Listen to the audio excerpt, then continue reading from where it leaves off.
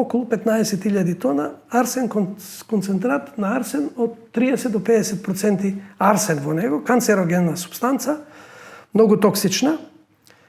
До јаловиштето и до тој концентрат имаме основно училиште и од јаловиштето, односно до училиштето има 170 метри.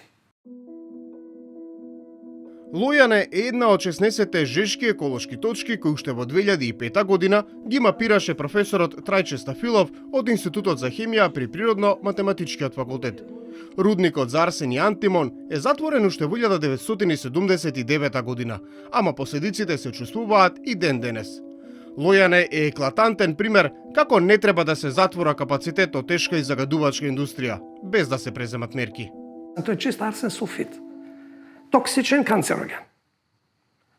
И студијата на UNDP уште 2007 година покажа дека просторот 10 квадратни километри е екстремно загаден со арсен, подземните води се загадени, луѓето се снабдуваат скоро вода за пиење од бунарите, контаминирана со арсен.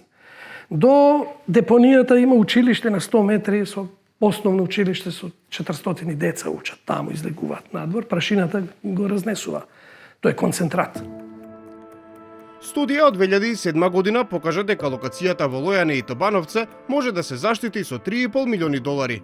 Но тоа се чини премногу за властите кои со години ништо немаат преземено на терен. Работата не се помрднува од мртва точка ниту во Велес. Топилницата одамна не работи, ама се уште има големо присуство на тешки метали.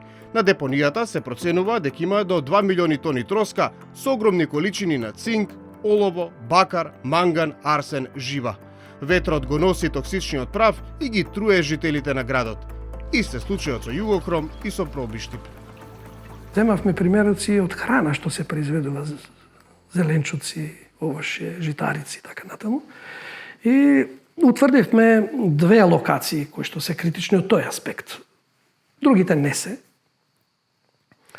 Тоа е Велес со непосредната околина и течењето на реката Злетовска од Пробиштип до вливот во Брегалница со загадени зеленчуци, житарици со токсични метали, како што се кадмиум, арсен, олово.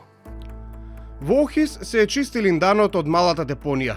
Отпадот и контаминираната земја се носат во Франција и во Германија.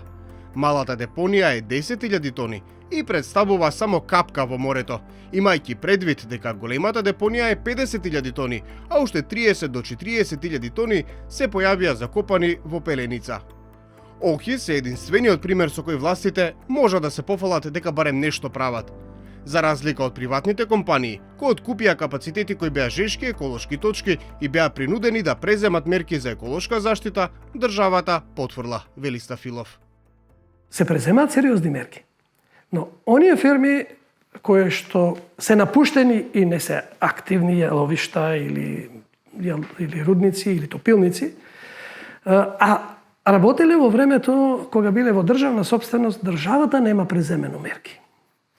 А таа е надлежна.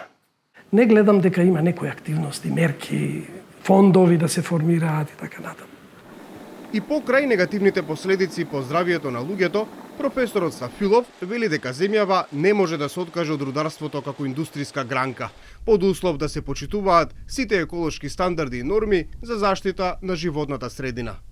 Тој очекува новата стратегија да понуди решенија за проблемите од минатото, кога и регулативата била поинаква и свеста за животната средина пониска, но и од технички и од технолошки аспект да дефинира под кои услови би се отворале нови рудници.